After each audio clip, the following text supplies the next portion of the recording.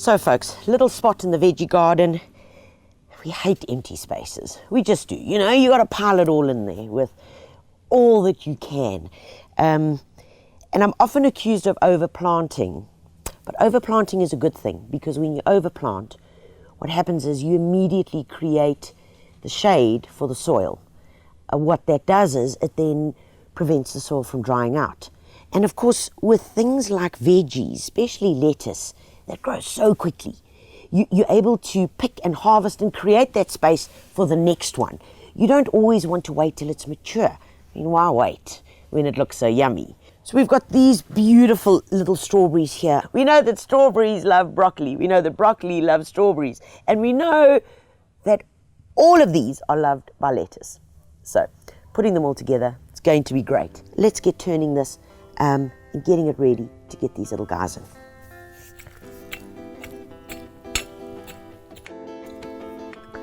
The soil is not too bad at all. It's just been compacted a bit. So the loosening up really does help the process. Okay, so in this bit, because it's so tight, I'm just going to be doing sections, and then as I'm working, so reverse out. So we've turned it all. It's looking pretty good. This little tool has helped me immensely because of the spikes. This thing could get used as a weapon of mass destruction. But I just love it. And most importantly, what I do enjoy is that I can stand straight up. Interesting thing about gardening, we spend most of our time on our knees. Kind of like marriage. No, kidding. But true story, nevertheless. Some of you would agree with me. However, being able to work standing straight and being able to use the length to get into these areas, and because it's so narrow, you know, you're not going to remove entire plants because you've got far more room to actually control it and be quite dexterous with it. So all around it really is becoming a favorite of mine. But next up, let's put that aside.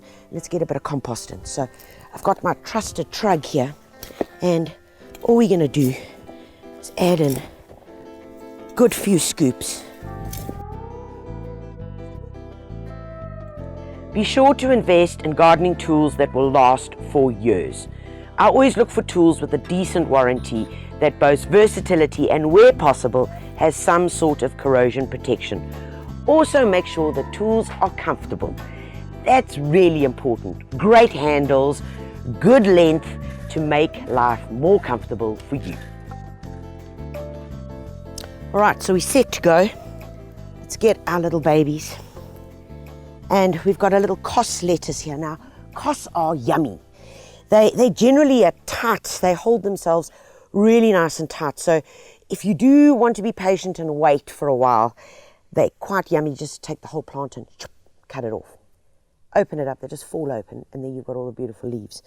Some broccoli in here. I know it's not everybody's favorite, but young stems are always the best. Don't wait and wait and wait. Pick as soon as they get there. So these little guys don't need a huge spacing, but they're certainly going to look quite nice next to the mustard here. And, you know, in they go. Remember, the broccoli is going to get taller. So the broccoli does get slightly taller. It's going to give a little bit of shade to the lettuce. And we know that lettuce doesn't mind a little bit of dappled shade. So in this baby goes. There it is. And you can see it's quite haphazard. There is nothing fancy or regimented in terms of this planting. And that I quite enjoy.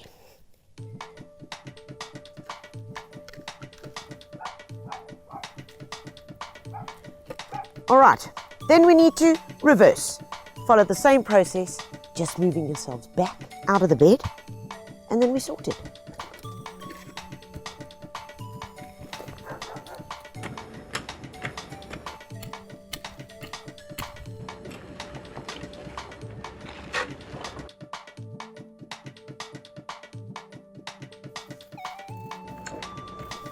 Pretty happy with this.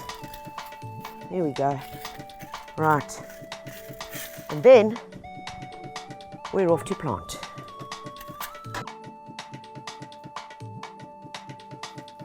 And lastly, Martha and George's eggshells that just get thrown in this bowl, left in the courtyard in the sun, dry out really nicely.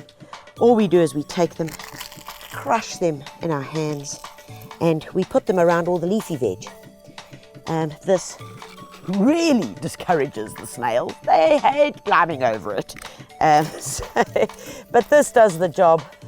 Plus we're adding a certain amount of calcium and coarseness to the soil, and that coarse grit is great for drainage as well. So there we go. And the last thing to do, of course, is just a good watering.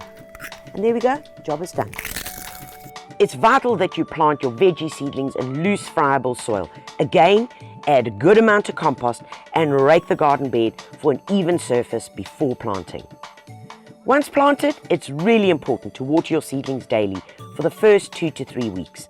When the plants are mature, they only need a deep watering every couple of days.